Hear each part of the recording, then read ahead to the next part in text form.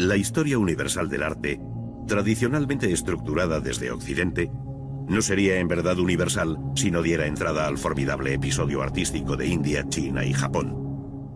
Pero no solo a las manifestaciones artísticas de estas tres grandes culturas milenarias, sino a todas las que en su entorno componen una constelación a modo de satélites deudores, desde Afganistán, Cachemira y el Tíbet, hasta Corea, sin olvidar hacia el sur Tailandia, Laos, Camboya, Vietnam o la isla de Java en Indonesia. Si hubiera que señalar un común denominador en el despertar del arte en Asia, este papel le correspondería al budismo, que desde la India se extendió hacia Oriente, siguiendo las peregrinaciones de los monjes budistas y la famosa ruta comercial de la seda, que a través del Turquestán tantos intercambios culturales y artísticos favorecieron entre Oriente y Occidente. Ello no excluye la importancia de otras religiones como el brahmanismo, donde Shiva, el dios constructor y destructor, se representa con 4 brazos característicos y aquí como bailarín cósmico, encarnando la energía eterna. Su culto se reconoce igualmente a través del linga o falo como dios creador que es.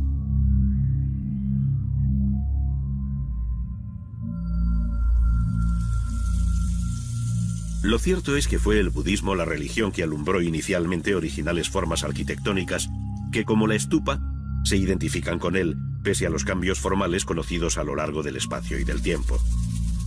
Desde las primeras estupas, concebidas como simbólicos volúmenes semiesféricos del universo, estas fueron evolucionando, trocándose en formas esbeltas y puntiformes, de pintoresco y atractivo perfil, que por razón de vecindad y número, llegan a formar conjuntos que rivalizan con el paisaje al tiempo que lo sacralizan.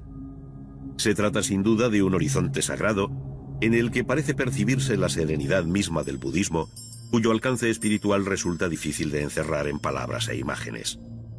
Además de la estupa, el budismo y el amplio espectro de las demás religiones dieron lugar a otras arquitecturas de carácter muy distinto, tanto en la India como en China, Japón y demás áreas de influencia, alcanzando un interés y monumentalidad ciertamente insólitas, dueñas de una belleza arcana tan atractiva como alejada de los cánones estéticos occidentales. En ella se pone de manifiesto una sensibilidad alimentada por la filosofía, la literatura y, en fin, por una concepción de la naturaleza, de la vida y de la muerte, esto es, del universo, muy distinta de la que ha nutrido la historia de Occidente. Muchas otras arquitecturas dieron al arte oriental una fisonomía y colorido sorprendentes, donde la piedra y la madera se han combinado con la naturaleza y los jardines, dando lugar a conjuntos de ensueño. En ellos se dibuja la propia geografía e historia de la arquitectura, donde en unos casos es clara la persistencia de las formas más antiguas y en otros se produce un quiebro hacia tradiciones foráneas de claro origen musulmán, como sucede en la India. En este último caso se dejan ver siempre raíces formales autóctonas, pues el perfil de las pequeñas y grandes cúpulas que rematan sus edificios no deja de ser familiar a los habitantes de estas tierras.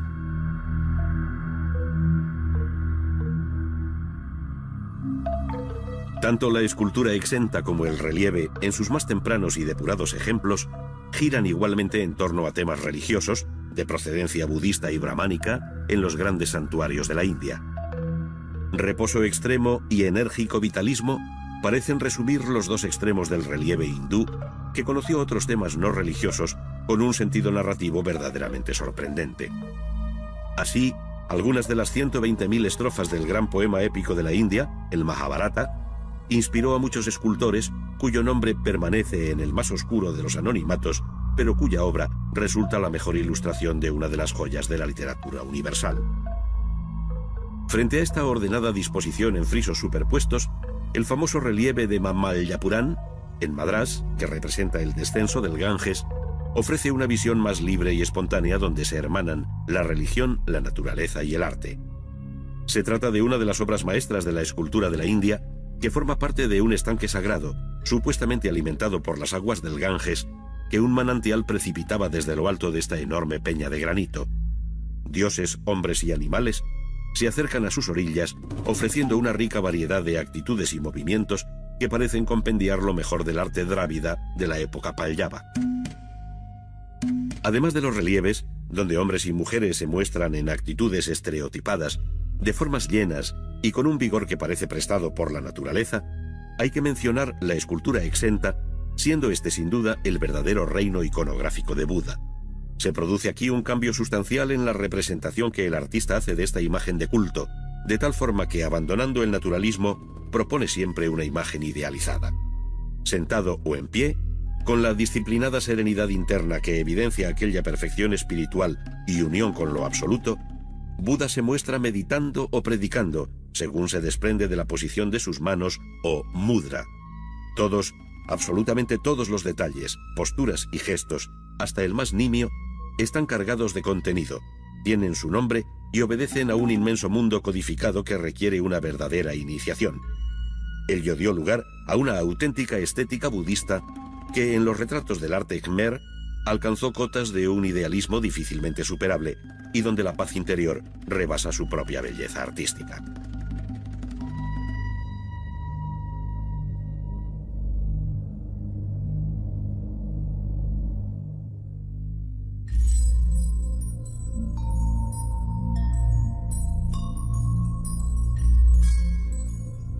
La pintura, la estampa, el bronce, la seda, la porcelana, el jade, la laca y cuantos materiales, técnicas y soportes puedan imaginarse, encuentran cabida en el arte oriental con rango de artes mayores, pues hasta la propia caligrafía alcanza un interés estético indescriptible.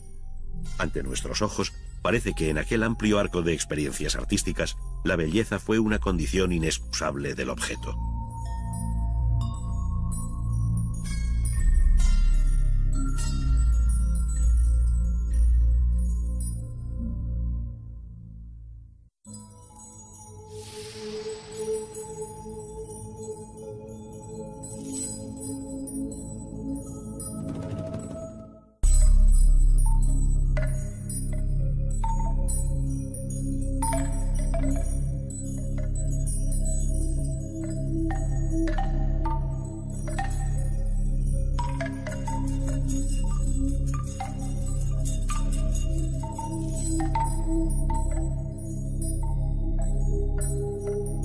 Si se dejan atrás los impresionantes testimonios vinculados a las milenarias ciudades septentrionales de Harappa y Mohenjo-Daro, en el valle del río Indo, puede afirmarse que la historia del arte comienza definitivamente en la India en el siglo III a.C., con una dinastía, la de los Maurya, una capital, Pataliputra, la actual Patna sobre el río Ganges, un emperador, Asoka, y una religión, el budismo. Este databa del siglo VI, pero su difusión y apoyo oficial vendrían de la mano de Asoka, aunque la representación figurada de Buda apareciera más tarde. Lo importante ahora es señalar que bajo los Maurya se produjo el primer arte budista, y que en los siglos II y I a.C., las dinastías Sunga y Andhra fijaron y desarrollaron la construcción que mejor se identifica con el budismo, la stupa. Su imagen semiesférica resulta inconfundible y tiene su origen en los túmulos de tierra levantados sobre los enterramientos reales y que luego albergarían reliquias budistas de muy variado carácter. Aquellos antecedentes conocieron una clara definición en las stupas iniciadas por Asoka y agrandadas en época Sunga, como sucedió en el conjunto de Sanchi, en Bhopal, en la India central. La stupa consta de un túmulo semiesférico macizo, de piedra o ladrillo, llamado anda, asociado a la bóveda celestial. En la cima se sitúa el Dharmika, o pequeña plataforma donde viven los dioses por encima de la tierra, erigiéndose allí un curioso parasol o chhatra, símbolo de divina dignidad. La stupa aparece siempre rodeada de una cerca de piedra, o vedika, a cuyo interior se accede por 4 puertas monumentales en recodo, o torana, situadas sobre los 4 puntos cardinales, completando así el diagrama arquitectónico del cosmos. Las puertas de ingreso suelen decorarse con interesantes relieves de carácter religioso, concebidos como temas de meditación, donde intencionadamente se elude la presencia física de Buda, pero no los episodios de su rica hagiografía. Así, en la gran stupa de Sanchi se recoge, entre otros, el pasaje del sermón a los animales. Bajo la dinastía de los Gupta, entre los años 320 y 575 después de Cristo, el arte budista conoció un nuevo impulso, siendo excepcional el conjunto de templos y monasterios, esto es, Las chaityas y viharas excavados en el acantilado de Ajanta, en el actual estado indio de Maharashtra. Se trata de una refinada arquitectura rupestre abierta en un frente de 500 metros con originales soluciones arquitectónicas que recuerdan anteriores y perdidos modelos ejecutados en madera.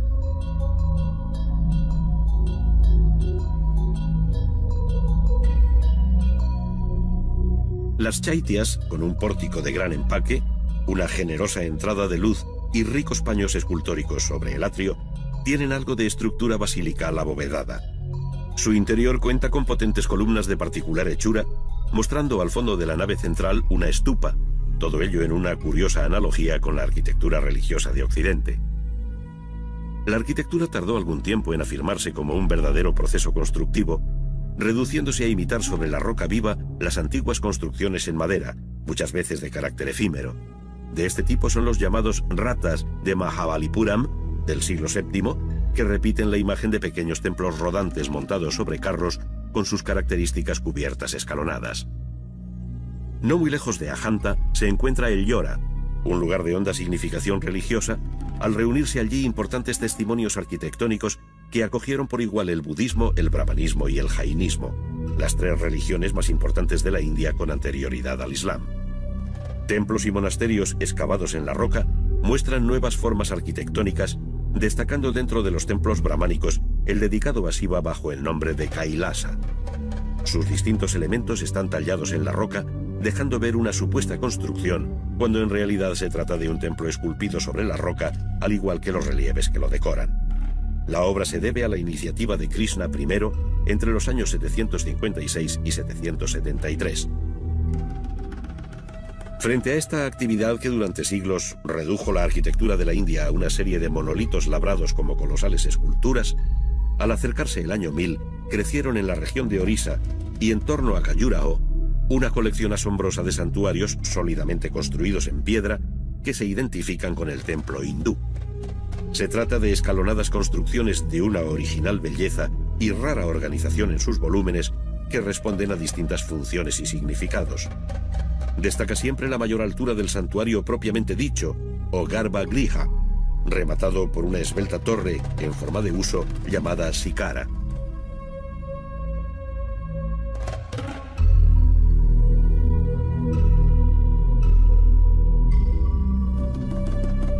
Todos estos cuerpos de arquitectura, tratados con un sentimiento repetitivo en sus elementos constructivos, se ven aliviados por una rica serie de relieves que recubren los exteriores, dando entrada a conocidas escenas de amor, donde el erotismo divinizado de los grupos enlaza con la energía creadora de la armonía universal emanada de Shiva y Vishnu, que con Brahma completan la tríada divina del vedismo.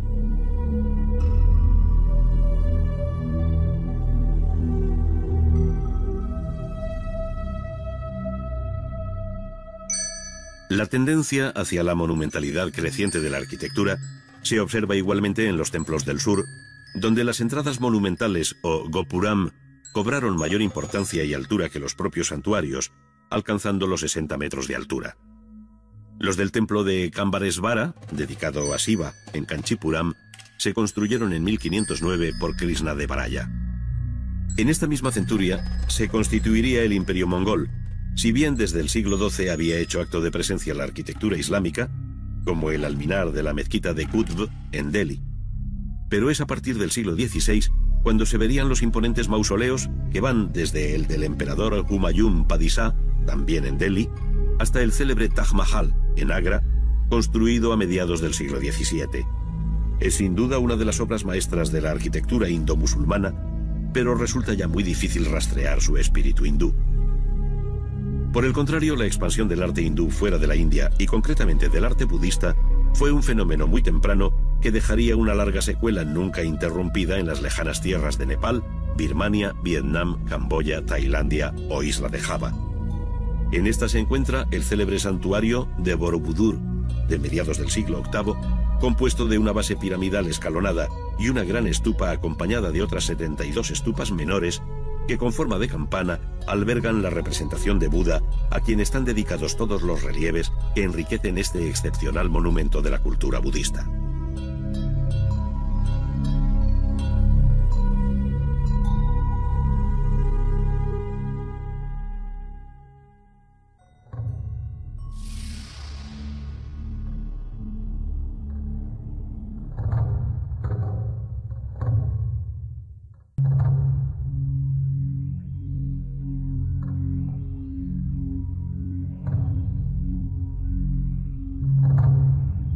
La imponente y serena imagen del gran Buda de Kamakura, fundida en bronce en 1252, habla muy alto, a pesar de su mutismo, de la importancia que alcanzó el budismo en Japón.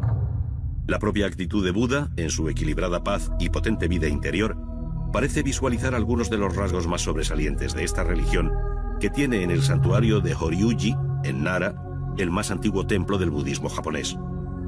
En el interior del Kondo, o Salón Dorado, recibe culto la tríada Saka, fundida en el año 623 bajo el período Asuka. Junto a él, y dentro del recinto monástico, se yergue su célebre pagoda de madera, de algo más de 30 metros, mostrando el atrevido y elegante vuelo decreciente de sus tejados.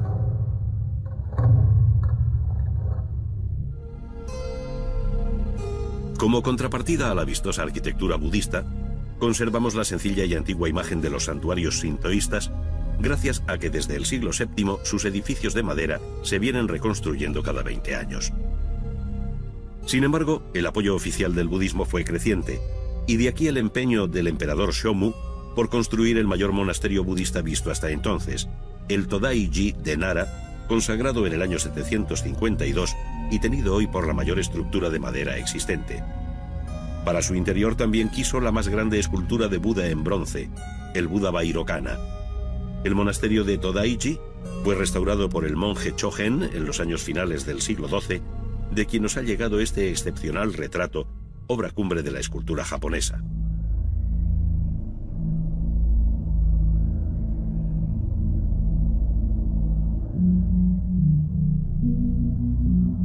De este modo cabe repasar la apasionante historia de la arquitectura japonesa, religiosa y civil, que habiéndose construido con un material perecedero como la madera, su constante renovación y respeto por los procedimientos constructivos tradicionales nos ha permitido conocer formas y soluciones muy arcaizantes. Por esta razón, la arquitectura japonesa, a los ojos de un observador poco avisado, parece no cambiar de imagen a lo largo de los siglos, cuando en realidad tales cambios existen, siendo muy visible la tendencia barroca desde la simplicidad clásica y viceversa, por utilizar dos conceptos que en un movimiento pendular se dan en todas las culturas artísticas. Pero nada se habría dicho de la arquitectura nipona si no se mencionase su vinculación al paisaje, su relación y permanente diálogo con la naturaleza, tanto que sin esta simbiosis resulta difícil entender su disposición general, la amplitud de sus huecos o lo ameno de sus pórticos para caminar bajo ellos. Es más, junto al paisaje y el jardín natural, el budismo zen alumbró un jardín seco, el Kare Sansui, esto es, un jardín de piedra y arena que, tratada y dispuesta convenientemente, se asemeja a un mar cuyas ondas y oleaje se perciben en los bordes de sus rocas y colinas. Ello supone un cuasi sacerdotal cuidado y orden que se identifica con el pensamiento zen. Muchos de estos jardines datan del siglo XV y, si bien han sido renovados posteriormente en varias ocasiones, conservan aún su imperecedero espíritu. Jardines de contemplación, jardines para la meditación.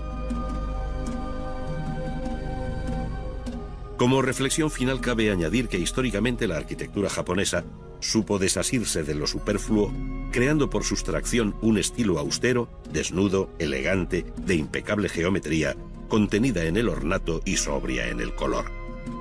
Sus espacios diáfanos y el planismo de sus estructuras completan una imagen arquitectónica de fresca y renovada modernidad, sorprendente desde la globalizada retórica del siglo XXI.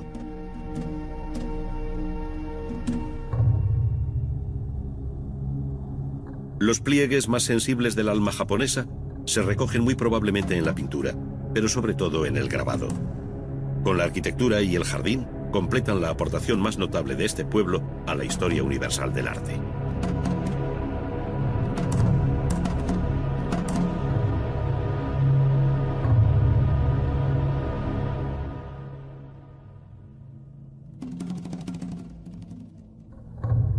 Como no podía ser de otro modo, la primera pintura japonesa surgió en el ámbito religioso del budismo, inspirándose en aquel infinito universo que acabarían estereotipando mandalas de un modo muy gráfico.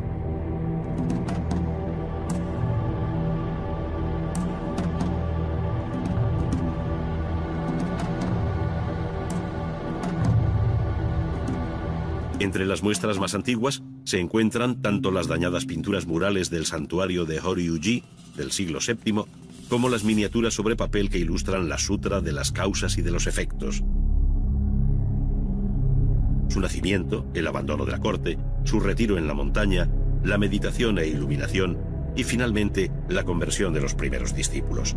Se trata de una de las joyas del arte budista que data del siglo VIII.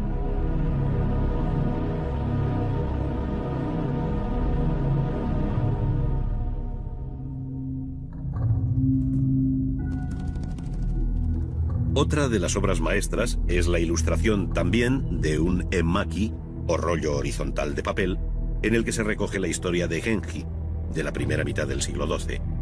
El alcance profano del texto dio lugar a todo un género pictórico conocido con el nombre de Yamato-e. Nada escapó a los ojos de la pintura, desde el grave retrato cortesano de un shogun, como Minamoto no Yoritomo, pintado sobre seda con tinta por Fujiwara Takanobu en la segunda mitad del siglo XII, hasta poéticos paisajes sobre papel que visten mamparas y biombos de la época Muromachi, entre los siglos XIV y XVI.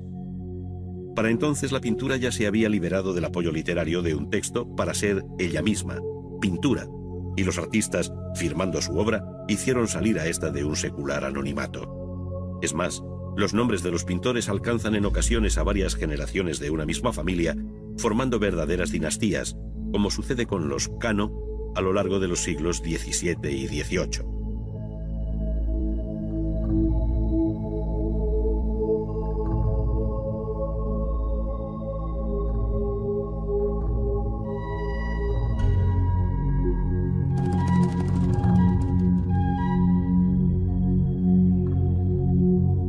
El grabado en madera, o xilografía, también hubo de independizarse del texto al que inicialmente acompañaba para erigirse en un arte mayor, como sin duda lo fue a partir de la obra de Hishikawa Moronobu, que trabajó en la segunda mitad del siglo XVII.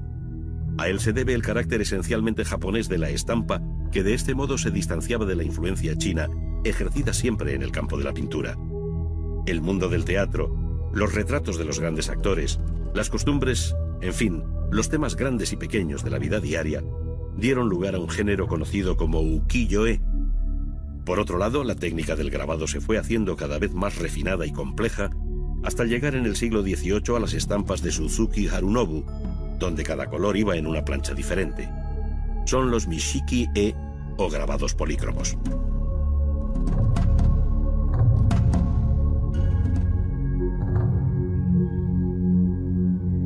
Elegancia en la composición y delicadeza en el trazo y el color son dos constantes que quedaron en la estampa japonesa, cuya historia se cierra en el siglo XVIII y principios del XIX con Utamaru, Okusai y Hiroshige.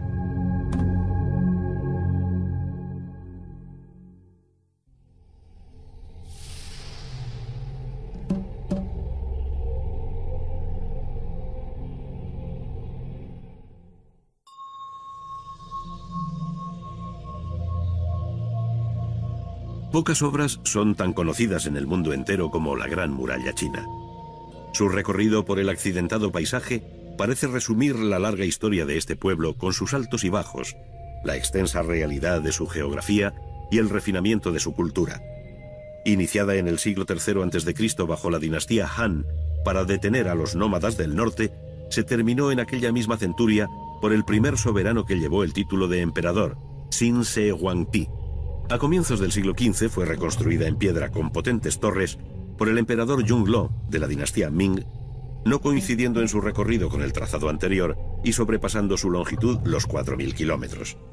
Esta serpenteante construcción que separa China de Mongolia mantiene una altura media de entre 8 y 10 metros con un grosor de algo más de 6 metros.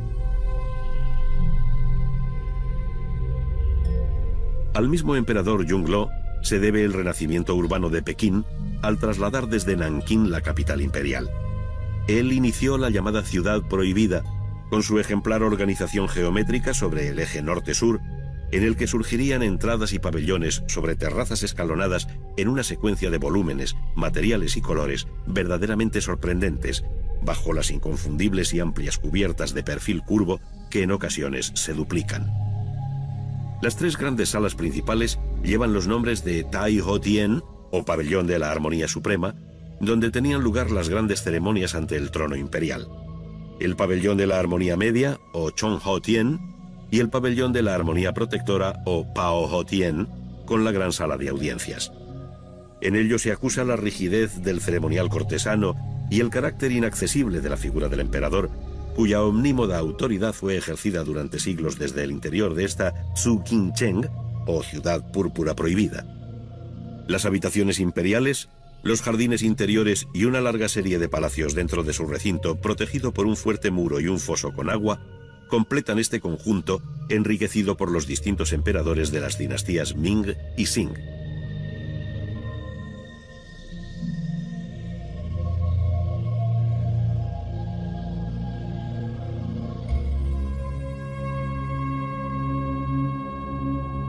Al suroeste de la ciudad, Yongle hizo levantar el Templo del Cielo, de original planta circular y 3 alturas, que destruido por un incendio en 1889, se reconstruyó siguiendo su primitivo aspecto. Allí tuvieron lugar complejos ritos anuales, coincidiendo con el solsticio de invierno, cuando el emperador en persona hacía las ofrendas referidas en el libro de las Odas. Las zarzas y las breñas salvajes de mis dominios han sido quemadas. Los campos labrados dan abundante cosecha. Nuestros graneros están llenos y yo hago ofrenda al poderoso cielo.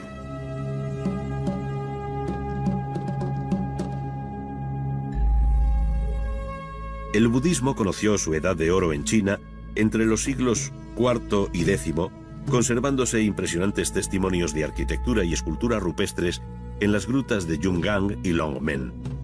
Las figuras de Buda sedente hablan de aquel momento en que el confucianismo y el taoísmo se vieron temporalmente postergados por esta religión ecuménica que, procedente de la India, encontró firme apoyo en la dinastía Tang.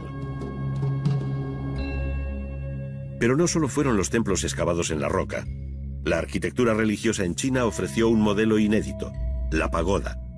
Su imagen torreada resulta inconfundible en el paisaje por el escalonamiento y repetición de sus distintos cuerpos, que con el paso del tiempo se fue haciendo más esbelta y elegante. En su construcción se utilizó la piedra, pero sobre todo el ladrillo y la madera, alcanzando un gran refinamiento algunos ejemplos que han sobrevivido hasta nuestro tiempo, como la de Sakyamuni, de Fogongxi, en Xinxiang. Su planta octogonal multiplica los quiebros, luces y sombras, tanto vertical como horizontalmente, dando lugar a una atractiva torre que es en sí misma un auténtico belvedere sobre el paisaje. Por esta razón, no es de extrañar que en el siglo XVIII los paisajistas europeos incorporaran la pagoda a sus pintorescos jardines, soslayando el significado budista que alberga en su interior.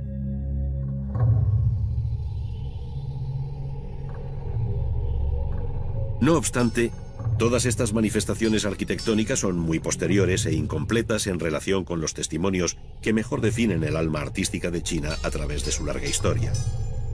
Materiales como el jade, el bronce o la porcelana han perpetuado los matices más sutiles de la creación china, donde el material, la forma y el color conducen a un universo de significados de hondo alcance religioso-poético sin parangón posible en el arte occidental.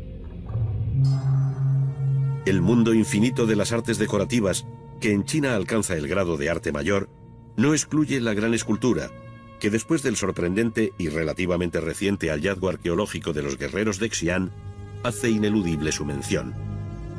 Nada hay semejante en toda la historia universal de la escultura a este conjunto de guerreros que llenan las fosas que preceden a unas perdidas tumbas túmulo en Xi'an. De las 3 fosas excavadas, una de ellas reúne un formidable séquito de 6.000 soldados que, como el resto, están hechas de barro cocido, repitiendo gestos y actitudes, pero individualizando sus rostros y expresiones, lo cual habla de unos habilísimos maestros y talleres que fueron capaces de semejante obra a finales del siglo III a.C., bajo el mismo emperador que terminó la primera Gran Muralla.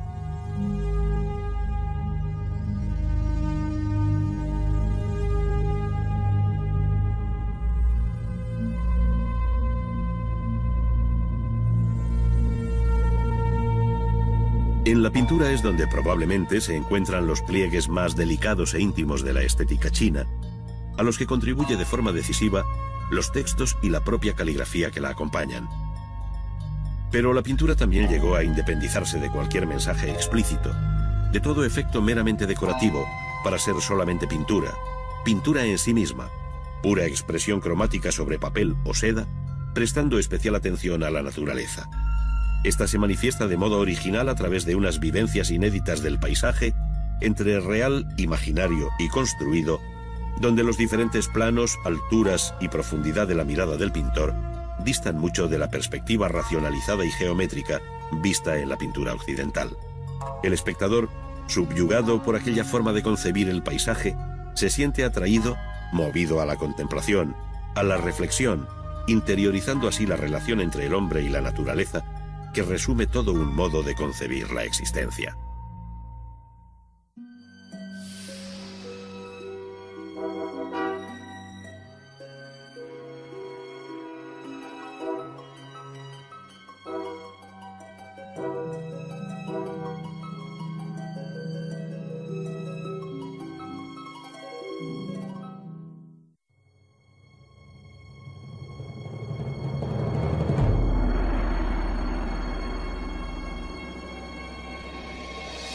Se conoce con el nombre de Edad del Hierro a una etapa de la historia en la que este metal y sus aplicaciones representaron un progreso cierto sobre la anterior Edad de Piedra. Desde entonces la metalurgia fue mejorando las técnicas para la obtención del hierro a partir de los minerales que lo contienen, avanzando igualmente en su posterior manipulación, bien sea como hierro fundido o como hierro forjado. La fundición y la forja, siempre con el auxilio del fuego, permitieron hacer herramientas, armas o elementos de construcción. Pero no puede olvidarse que el hierro, más allá de su pragmática e inmediata utilidad, también conoció desde antiguo una consideración artística. De este modo, los llamados hierros artísticos representan un importante capítulo dentro de la historia del arte. La manera de trabajarlos en la forja sobre el yunque, donde la distinción entre artista y artesano se diluye al calor de la fragua, contribuye a dignificar aún más este oficio al que el mito clásico ya le otorgó una especial atención en la conocida historia de la fragua de Vulcano. Sus escenas, protagonizadas entonces por los cíclopes, se actualizan a diario en el interior de estos talleres, en los que el golpeteo de los mazos y el calor del fuego advierten de la naturaleza de este metal que se resiste a ser doblegado. En la fragua trabajan varios herreros atendiendo distintos encargos a la vez. Unos se dedican a perforar un barrote para hacer una reja cruzada. En un segundo plano se ve el cegador trabajo de quien está soldando unas piezas, mientras cerca de nosotros asistimos a la preparación de una pletina con la que se dispone el forjador a trabajar el hierro para hacer las piezas de una reja al modo románico. Prácticamente nada ha variado en el procedimiento desde aquella remota etapa medieval. Con el hierro al rojo claro, esto es, cuando ha alcanzado una temperatura aproximada de 900 grados, el herrero golpea con habilidad un extremo de la pletina sobre la tabla del yunque, curvando su cabeza e iniciando lo que se llama enrollado. Con el hierro aún caliente y por lo tanto dúctil, introduce la pletina en el ojo de una plantilla que permitirá darle la forma de voluta o roleo en espiral. La operación se repite con el otro extremo de la pletina para hacer un elemento simétrico, de tal modo que ya solo reste trabajar la parte intermedia a la que tratará de dar forma sobre la horquilla asegurada en el tornillo del banco de trabajo.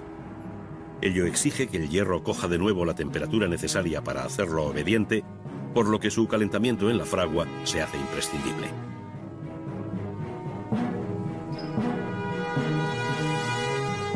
Poco a poco se van haciendo los adornos menores y las correspondientes abrazaderas que servirán para enlazar las piezas entre sí y éstas con el armazón y marco general.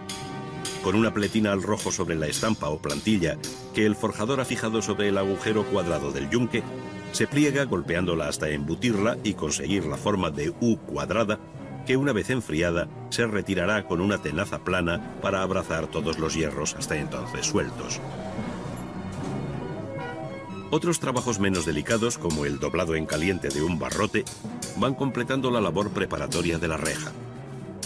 Entretanto, para montar los diferentes elementos que acompañan a los roleos, es aconsejable hacer previamente una caja metálica que sirva de marco en la cual ir colocando por orden todos los hierros forjados anteriormente. En el centro del fondo de la plancha se ha previsto un hueco para poder plegar luego la abrazadera central por su parte posterior, de tal modo que al extraer estos motivos con forma de Cs contrapuestas, salgan como una unidad para incorporarse al bastidor general.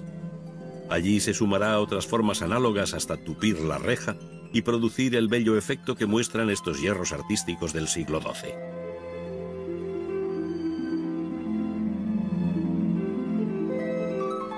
Para ofrecer otras facetas de la forja tradicional, imaginemos que nuestro taller ha recibido el encargo de una reja gótica para la capilla de una catedral en Castilla, donde tantos maestros rejeros dejaron lo mejor de su arte. En la reja, los barrotes incorporan formas acorazonadas que el herrero curva y contracurva sobre una plantilla fija en el yunque. Estos medios corazones se unen entre sí y al barrote correspondiente con soldadura autógena o arco eléctrico para ganar ahora tiempo y proseguir con otras tareas labradas al modo tradicional. Cada uno de los barrotes lleva una basa que le servirá de asiento sobre el marco de la reja. Con martillos destajadores, martillos formones y de degüello, así como con estampas y tajaderas que se fijan sobre el yunque, se realizan una serie de operaciones tanto en caliente como en frío que dan forma a la basa.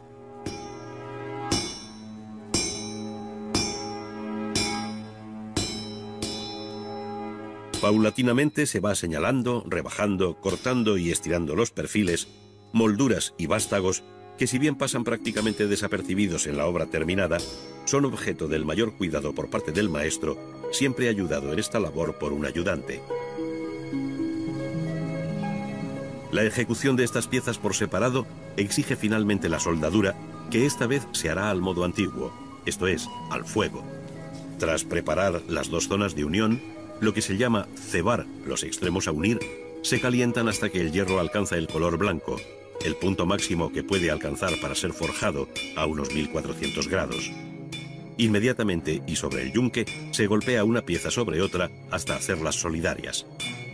Soldadas las basas y capiteles, las formas acorazonadas y los rombos abiertos, vemos la grata composición final en la que se ha buscado la simetría y el ritmo en la distribución de sus motivos.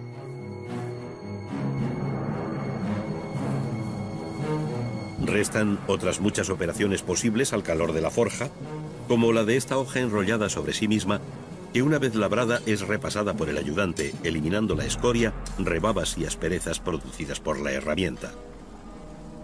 Así como la operación del estirado disminuye la sección inicial de una pieza por el golpeteo que la alarga o estira, hay otra tarea igualmente frecuente con la que se inician muchos trabajos y conocida con los nombres de recalcado, acortado o retacado.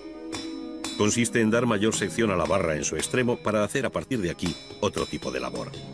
En este caso, el herrero recalca, conforma y afina una bola directamente sobre el yunque. Junto a las herramientas tradicionales han aparecido en la fragua otras más potentes que permiten al maestro trabajar con menor esfuerzo. Una taladradora, por ejemplo, horada gruesas secciones de hierro y acero, al tiempo que una fresadora elimina el material sobrante con la máxima precisión.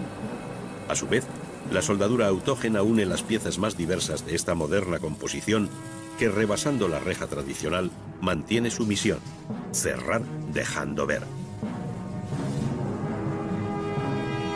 Pero volvamos la mirada a la vieja forja por última vez. Veamos de nuevo el estirado de una barra de la que va a salir una forma sorprendente, pues estando al rojo y fija sobre un tornillo, el maestro le da varias vueltas con una palanca de torsión hasta conseguir esta curiosa punta retorcida.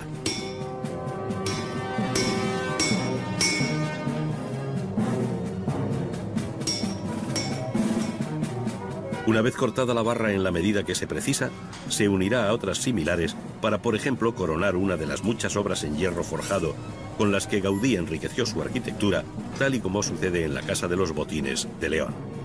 De este modo, el trabajo en la fragua no conoce límites, ni en el tiempo, ni en el espacio, ni en sus posibilidades de expresión artística.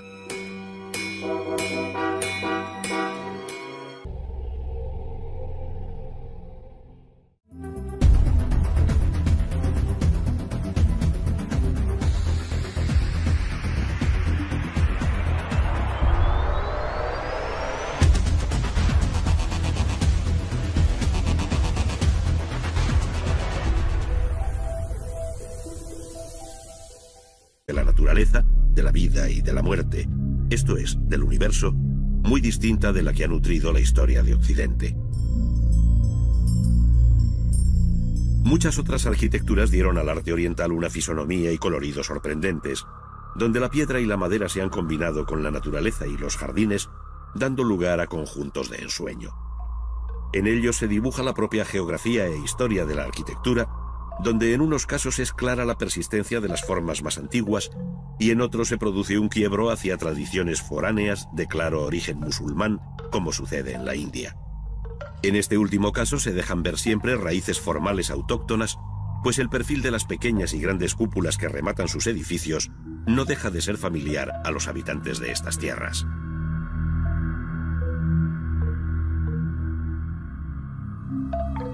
Tanto la escultura exenta como el relieve, en sus más tempranos y depurados ejemplos, giran igualmente en torno a temas religiosos, de procedencia budista y brahmánica, en los grandes santuarios de la India. Reposo extremo y enérgico vitalismo parecen resumir los dos extremos del relieve hindú, que conoció otros temas no religiosos con un sentido narrativo verdaderamente sorprendente. Así, algunas de las 120.000 estrofas del gran poema épico de la India, el Mahabharata, inspiró a muchos escultores cuyo nombre permanece en el más oscuro de los anonimatos, pero cuya obra resulta la mejor ilustración de una de las joyas de la literatura universal. Frente a esta ordenada disposición en frisos superpuestos, el famoso relieve de Mamalyapuram, en Madrás, que representa el descenso del Ganges, ofrece una visión más libre y espontánea donde se hermanan la religión, la naturaleza y el arte. Se trata de una de las obras maestras de la escultura de la India, que forma parte de un estanque sagrado, concebidas como simbólicos volúmenes semiesféricos del universo. Estas fueron evolucionando, trocándose en formas esbeltas y puntiformes, de pintoresco y atractivo perfil, que por razón de vecindad y número, llegan a formar conjuntos que rivalizan con el paisaje al tiempo que lo sacralizan.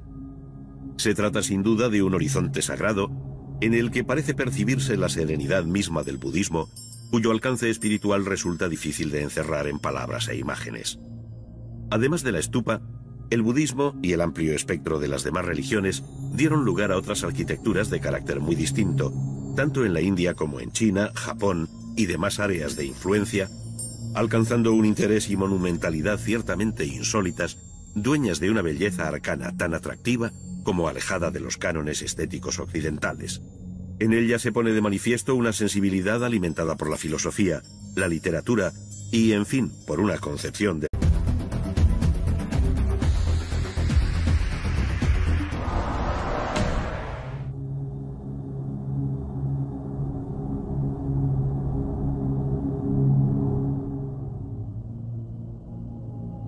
La historia universal del arte, tradicionalmente estructurada desde Occidente, no sería en verdad universal si no diera entrada al formidable episodio artístico de India, China y Japón. Pero no solo a las manifestaciones artísticas de estas tres grandes culturas milenarias, sino a todas las que en su entorno componen una constelación a modo de satélites deudores, desde Afganistán, Cachemira y el Tíbet, hasta Corea, sin olvidar hacia el sur Tailandia, Laos, Camboya, Vietnam o la isla de Java en Indonesia. Si hubiera que señalar un común denominador en el despertar del arte en Asia, este papel le correspondería al budismo, que desde la India se extendió hacia Oriente, siguiendo las peregrinaciones de los monjes budistas y la famosa ruta comercial de la seda, que a través del Turquestán tantos intercambios culturales y artísticos favorecieron entre Oriente y Occidente. Ello no excluye la importancia de otras religiones como el brahmanismo, donde Shiva, el dios constructor y destructor, se representa con 4 brazos característicos y aquí como bailarín cósmico, encarnando la energía eterna. Su culto se reconoce igualmente a través del linga o falo como dios creador que es.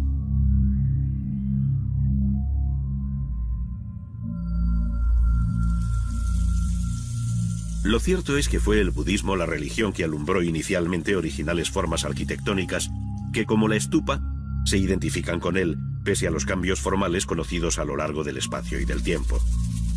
Desde las primeras stupas,